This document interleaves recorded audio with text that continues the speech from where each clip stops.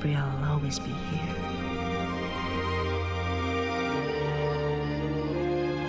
Welcome to Ms. Mojo, and today we're counting down our picks for the best WLW stories on the small screen. For this list, we'll be focusing on established romantic relationships between two women, rather than just groundbreaking moments for female queer characters, or female characters who were romantically linked but didn't have a relationship. A spoiler alert is in effect. Did I ever tell you that I love you?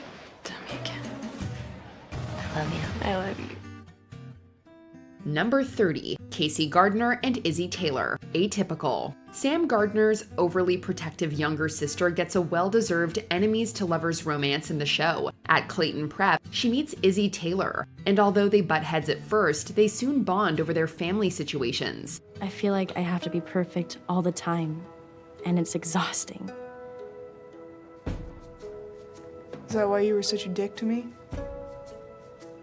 Probably. Their friendship has its ups and downs, mostly because of Izzy's boyfriend Nate, but their genuine feelings for each other keep bringing them back together. After a wonderfully crafted and at times frustrating slow burn, the two finally get together. As the course of true love never does run smooth, the pair have some difficulties, but are ultimately inseparable. And now all I want to do is kiss you. I'm okay with that. I'm so damn cold, but you make me melt.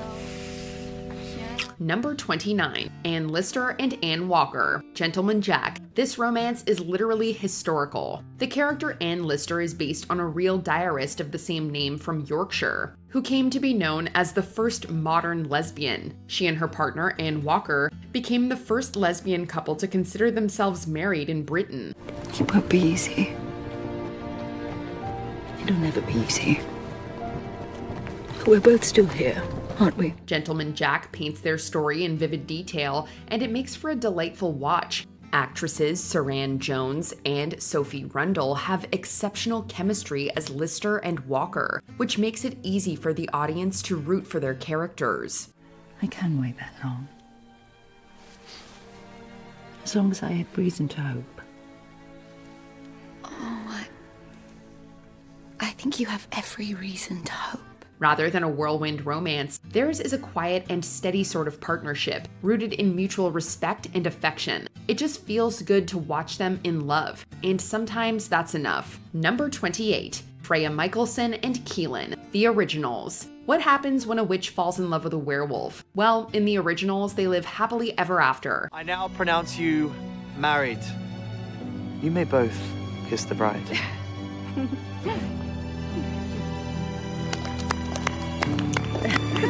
Freya, the said witch played by Riley Vocal, and Keelan, the werewolf played by Christina Moses, have a rough start, with the former capturing the latter. However, they eventually connect over their common enemy, Marcel. As they open up to each other, romantic feelings develop, and the two get together. Despite the fantasy element of the show, the pair navigate realistic relationship struggles such as establishing trust, showing up for each other, and parenthood. Two witches and a werewolf.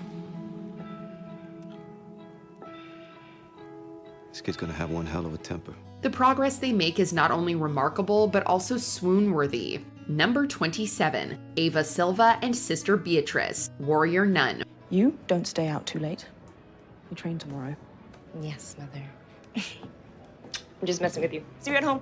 Acceptance is at the heart of this romance. After Ava Silva, played by Alba Baptista, is thrust into the chaotic world of demon-slaying sisters, she finds comfort in the company of Beatrice, played by Christina Tonteri Young. Their friendship deepens into an unbreakable bond as they grow to trust and support each other. Eventually, Beatrice comes out to Ava, and over the course of the series, their romance becomes one of the central themes of the story. But when you're punished just for being different,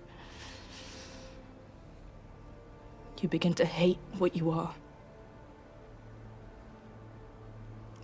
and what you love. Their relationship is not only tender and deeply loving, but also grounding and liberating, which is why it has resonated with so many fans. Number 26, Fiona Coyne and Imogen Moreno, Degrassi: The Next Generation. This relationship did not lead to the happy ending fans hoped for, but that doesn't mean it wasn't meaningful. Fiona and Imogen secretly crush on each other for the longest time before admitting their feelings. To my heart.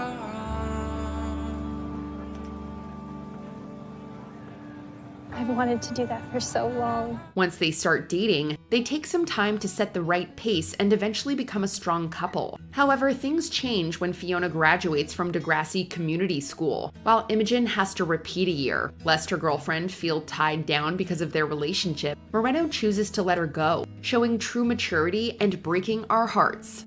I like that we're different. Me too. But I don't want to hold you back. I know it's scary. It's terrifying.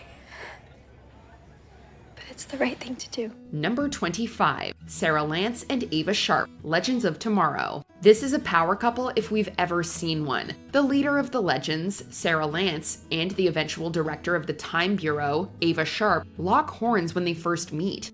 Agent Sharp, have we seen any activity that would match such a massive historical displacement? Absolutely not, sir. Well, I guess you must have missed one then. I find that very hard to believe. You know, Ready, a go team. However, it doesn't take them long to fall into step and become allies. Despite all the high-stakes conflicts they face on the show, the pair put effort into maintaining a healthy relationship. There's a considerable lack of drama in their equation, too, which is something fans have repeatedly thanked the writers for.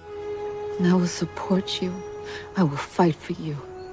And above all, Ava Sharp, I will love you. Ava and Sarah, known popularly by their ship name Avalance, go on to marry and become co-captains of the Legends. Number 24, Maya Bishop and Dr. Karina DeLuca, Station 19. This couple has one of the most healing relationships on the show. Maya is a firefighter in the Seattle Fire Department, and Karina is an OBGYN working at Gray Sloan Memorial Hospital. Sparks fly instantly when they start to get to know each other, but it's not just chemistry that makes them so appealing. Sorry, I'm drinking alone tonight. Okay.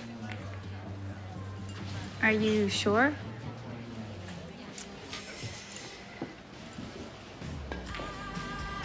Maybe not. Maya and Karina understand each other better than anyone else. Karina helps Maya process her toxic relationship with her father, and she herself finds solace in Maya after losing her brother. While they do have their fair share of rocky moments, especially around the topic of marriage and kids, they choose each other over and over again. The pair eventually say their I do's and welcome 3 children together. I love you. And I choose you forever.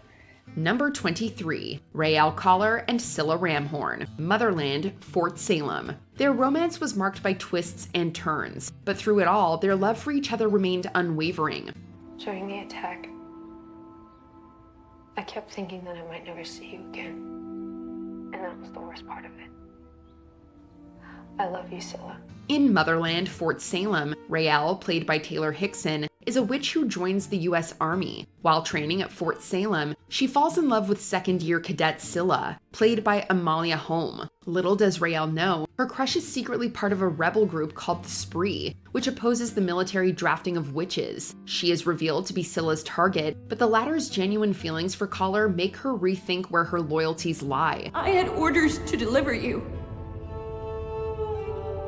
I chose you.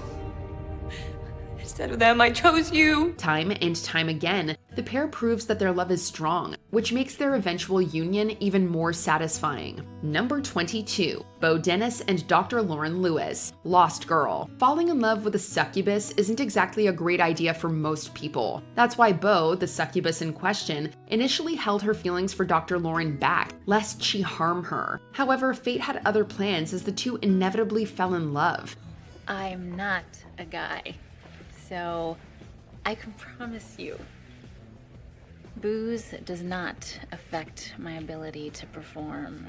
Although there's tension in their relationship stemming from Lauren's allegiance to the Ash, her relationship with Nadia, and Bo's feeding needs, they always find their way back to each other. By the end of the series, they are committed to staying together regardless of how complicated things may be.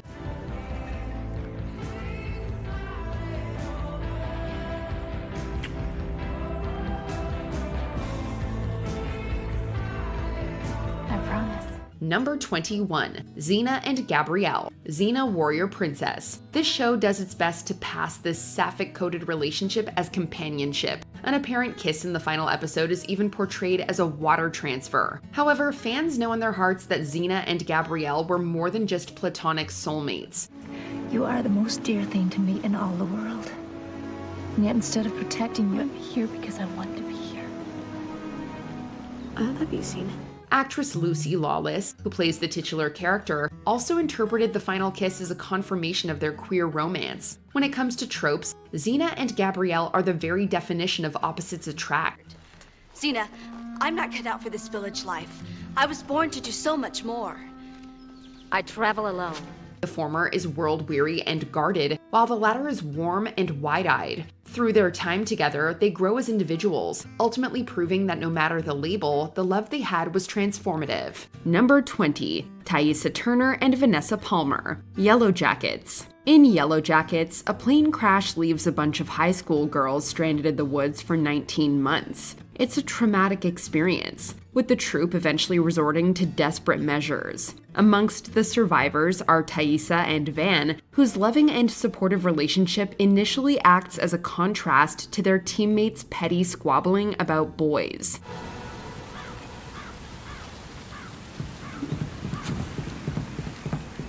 God, finally. While stranded, Van sleeps beside Ty to keep an eye on her sleepwalking, and Ty fights off a wolf in an attempt to save an already badly mauled Van. We know that the pair later parted ways thanks to the show's modern-day scenes, but that's beside the point. All we know is that we're totally here for this uniquely complex queer representation. It's happening again, isn't it? Sleepwalking? Number 19, Emily Dickinson and Sue Gilbert. Dickinson. LGBTQIA+ people have always existed, a fact which Dickinson knows well. As its title implies, the series follows the life of poet Emily Dickinson, whose letters to her sister-in-law, Susan Gilbert, are thought by numerous scholars to have been romantic in nature. The Apple TV Plus series leans into this theory, fully realizing the equally loving and tragic relationship between the two women on screen. Your letter said you were dying. Well, I was dying. Of loneliness, because you weren't writing me back. That's not what you wrote. The pair fantasize about running away together, but ultimately accept the hard truth that their love will not be accepted in their lifetime. Emily eventually encourages Sue to go through with her marriage to Austin for the sake of stability, while Sue wholeheartedly supports Emily's career as a writer. But through the many moments they share, their love for one another shines. When I'm with you, that is the only time I feel alive. Number 18, Elena and Sid, One Day at a Time. This modern reimagining of a 1975 sitcom introduced audiences to the Alvarezes, a Cuban-American family taking life one day at a time in LA. Although the show covered a variety of topics from immigration to mental illness, its exploration of sexuality and gender identity through Elena and Sid won the hearts of many non-binary and Latinx sapphics across the globe. No, gay! Me gay! Me gay too. The pair individually provided much-needed representation for both groups without ever feeling stereotypical or derivative. They're endearingly dorky and unabashedly themselves. You set my heart on fire on that day when I didn't know if you were gay. After all, they met through a club for feminist gamers and spent their first official date dressed as the Doctor and his TARDIS from Doctor Who. What's not to love? Number 17, Rue Bennett and Jules Vaughn, Euphoria. Euphoria has not been immune to criticism over the years, but there's no denying that the relationship between Rue and Jules is an unforgettable one. Sure, the two have made their fair share of mistakes, but it's clear through all of their turmoil that they deeply care about one another. Just the best thing that's happened to me in a really long time, and I just don't want anything bad to happen, so just please don't be mad at me, okay, Joel? Individually, the pair are some of Euphoria's most well-rounded characters, having special episodes that highlight their personal struggles with both themselves and each other. And together, they're the show's heart. The couple is also notable for being one of the few to feature a sapphic trans protagonist in Jules, whose transness is seen as important, but never a point of contention between the pair. So they want to find flaws. Yeah, most girls. But not Rue. Number 16, Emily Fields and Allison De Laurentiis, Pretty Little Liars. With A constantly on the prowl, it's hard to believe that the characters of Pretty Little Liars had time for romance. But falling in love isn't always convenient. And if this is our last chance at freedom,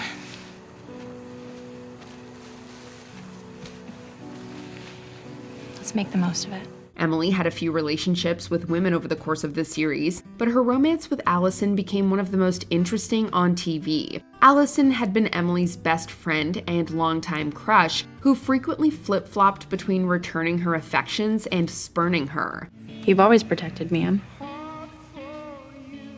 Ever since I met you, I knew I could count on you. So why did you always push me away?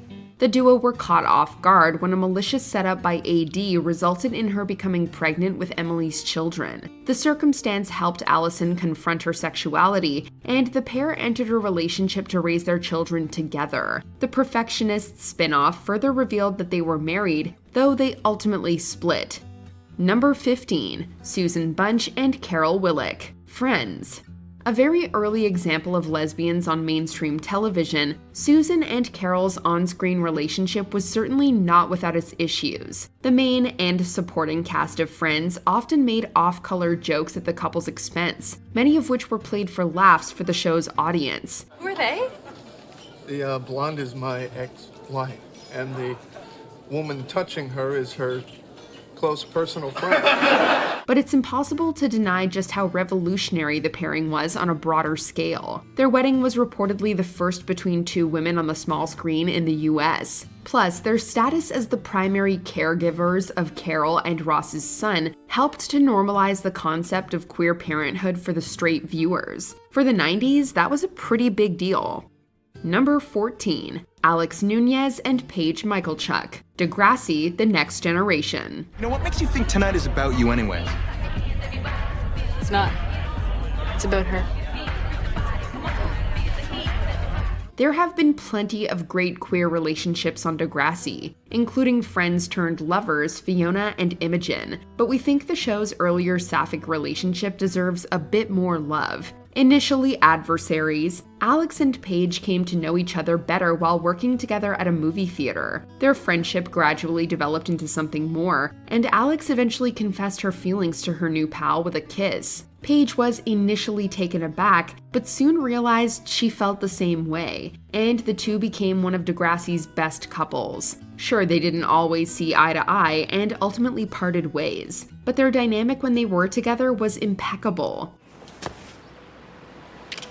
Because I love you, you idiot. So much it scares the crap out of me. Number 13, Danny Clayton and Jamie Taylor, The Haunting of Bly Manor. Mike Flanagan's follow-up to The Haunting of Hill House was as much a love story as it was a ghost story. You said it was a ghost story. It isn't. No? It's a love story. Danny and Jamie meet at Bly Manor, where Danny works as an au pair and Jamie as a gardener. Unfortunately, there's heightened paranormal activity at the estate. Danny is no stranger to ghosts, as she has her own personal connection to one. When she works up the courage to tell Jamie, it only strengthens their relationship, and their bond gives Danny the confidence she needs to finally move on. Look, I know what it feels like. Feel like you can't find you. Although Danny is cursed to one day become the Lady of the Lake, she and Jamie are afforded many blissful years together as a couple before their tragic but inevitable end. Number 12, Clark and Lexa, The 100. If you're a fan of the enemies to lovers trope, you probably love this ship. You want everyone to think you're above it all, but I see right through you. Clark and Lexa met while at war with each other on a post-apocalyptic Earth, but slowly came to realize that the Mountain Men were a bigger threat to either of them than each other. After teaming up against a common enemy, the pair became closer, eventually recognizing that they had deeper feelings for one another. They entered a complicated relationship, which tragically ended far too soon when Lexa was accidentally killed by one of her own men. In the following seasons, Lexa's physical form largely remained gone, but she certainly wasn't forgotten. I loved her, Mom.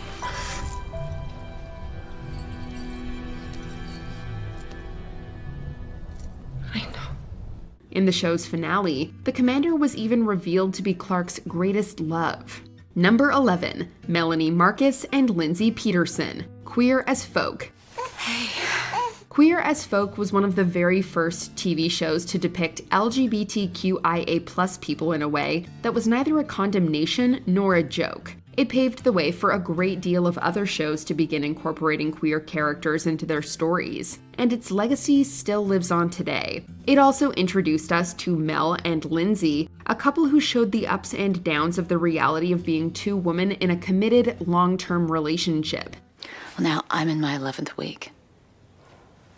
A few days, I'll reach my 2nd trimester. From raising a family, to dealing with the biological fathers of their children, to being persecuted for their sexuality, these two show us that true love will always prevail. Don't think about it, just relax. Number 10, Callie Torres and Arizona Robbins, Grey's Anatomy. What are you doing? I'm, nothing.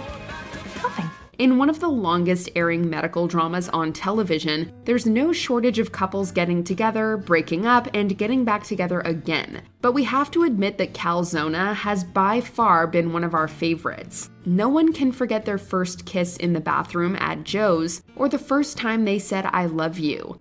I love you. While it wasn't always the easiest road, we like to think that the journey was special and memorable, and these two will always have a place in our hearts. Holy mother. Number 9, Cosima Niehaus and Delphine Cormier, Orphan Black. Hey, sorry. You just forgot this in the lab. Sorry. Thank you. Yeah. If you've never seen Orphan Black, you are missing out on some great content, not least of which is the beautiful relationship between Cosima and Delphine. After meeting at the university where Cosima was doing her PhD, these two immediately had some intense chemistry. We knew we were in for the long haul when they started making crazy science together. Okay. Yes. Between Cosima's respiratory illness and Delphine's secrets, the two of them haven't always had an easy run of things. But after everything they've been through, we know their love is true, and strong enough to hold against whatever the world throws at them.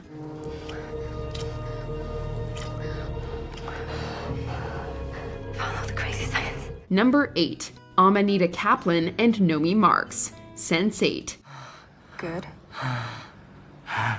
When we first met Nomi Marks and her kick-ass girlfriend Amanita in the Wachowskis' stunning Netflix show, we were struck by the frank and honest portrayal of a cisgender and trans woman in love. These two are the epitome of relationship goals. They hold no secrets from one another, are a powerhouse in the world of hacktivists, and have on occasion saved each other from evil secret organizations. We've led a lot of different lives. So have you. Me? I've been working at the same bookstore since you met me. Their relationship is one of the healthiest and strongest we've ever seen, and we thank the Wachowskis every day for bringing them into our lives and showing the positive side of alternative relationship dynamics. Will you marry me? Number 7, Waverly Earp and Nicole Haught, Winona Earp.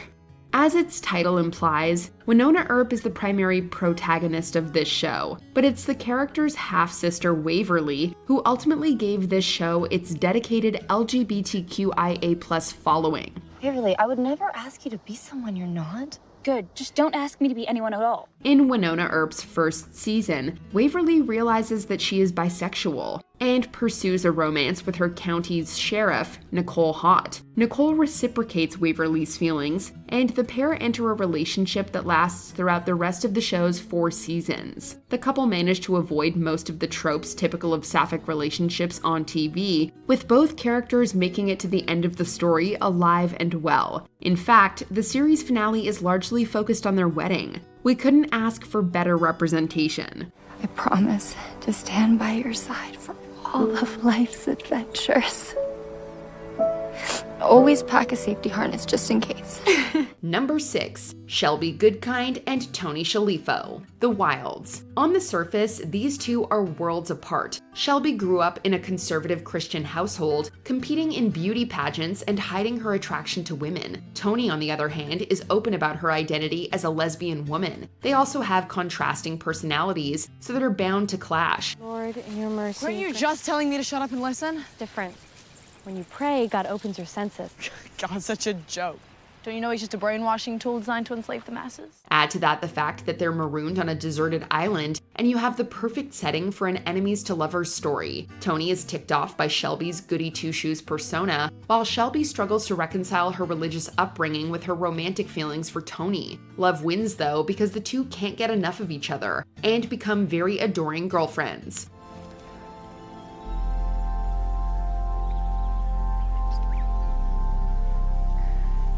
Sure. Number 5. Willow Rosenberg and Tara McClay. Buffy the Vampire Slayer. How long have you been practicing? Always. A truly iconic couple, these two didn't even meet until the show's 4th season, when Willow attended a Wiccan meeting in college. Due to TV censorship rules at the time, their relationship was mostly alluded to through their use of magic. But this did not at all hinder the sensuality that each of the actresses brought to the screen. While we're never going to forgive the stray bullet that hit Tara and caused her death, we are thankful for the existence of this couple as one of the earliest representations of female queerness on a mainstream television show. Can we just skip it? Can you just be kissing me now? There was not faith in Number 4. Alice Piasecki and Dana Fairbanks. The L Word. I admit I'm attracted to you. What happens when two best friends fall in love? The L Word, a pioneer in TV for LGBTQIA+ characters, explores just one possibility when Alice and Dana, longtime friends, recognize their attraction to one another. After deciding that they can't act on it, and laying down some ground rules, like never being alone together, they soon realize caused the breakup of an engagement and permanently altered the course of their lives. We had never been so happy to see a couple get together. I'm sorry, I couldn't hear you through the feathers, Pillow Queen. Number 3. Alex Voss and Piper Chapman. Orange is the New Black. It's a little cold out for a margarita, don't you think?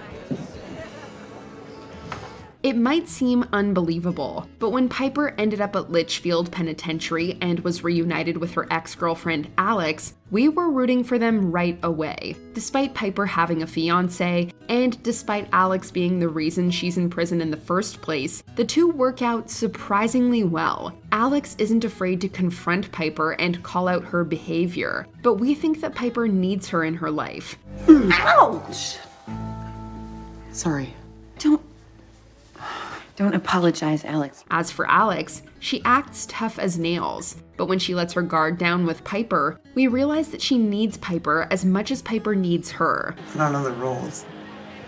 That's the whole problem, isn't it? Roles aren't any fun. Number 2. Santana Lopez and Brittany S. Pierce. Glee. Will you marry me? Glee might have had its trouble over its 6 seasons, but no one will disagree that the one thing they got right was Britannia. Despite each of them starting out as minor characters, their following grew until they ranked among the most popular figures and couples on the show. Still, I have to accept that I love you. An important step in visibility, Santana's story about coming to terms with her feelings is one of the most nuanced arcs on the show, and we'll never be able to listen to Fleetwood Mac's Landslide without tearing up ever again. And if you see my reflection in the snow-covered hills. When these two BFFs got together, we knew that despite any hiccups in their relationship, they were in it for the long haul. Is that something you want to do? I do. Before we unveil our top pick, here are a few honorable mentions. Carson Shaw and Greta Gill, A League of Their Own. This relationship is a home run, on and off the field.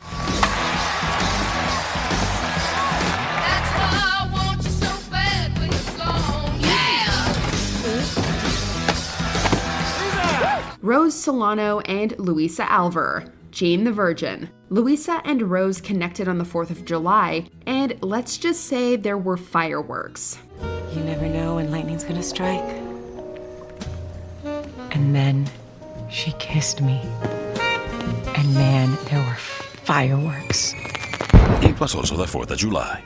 Annalise Keating and Eve Rothlo, How to Get Away with Murder. Annalise may not have always chosen Eve, but when she did, it was magic. I never loved anyone the way I loved Annalise.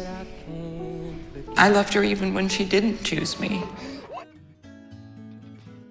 If you love games, be sure to check out WatchMojo's new game, Terrible Influence. Just launched for purchase at terribleinfluence.com. Terrible Influence is a satirical board game about the dark side of fame from the writer of The Most Popular Girls in School and us, WatchMojo. Boom. I can make an apology video. Oh, you so would. Click on the link in the description to check out the game and be the first to play Terrible Influence. Number 1. Steph and Lena Adams Foster, The Fosters. Hi, I'm Lena Adams, the Assistant Vice Principal. Hi, I'm Steph Foster.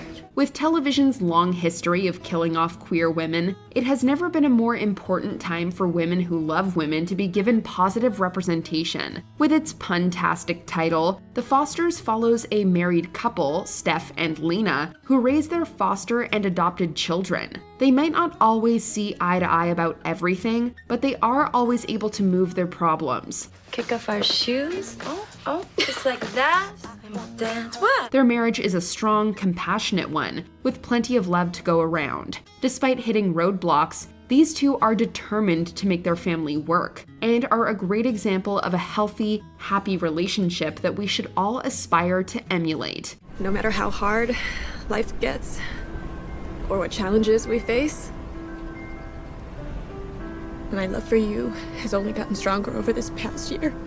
Which of these couples would you take relationship advice from? Let us know in the comments.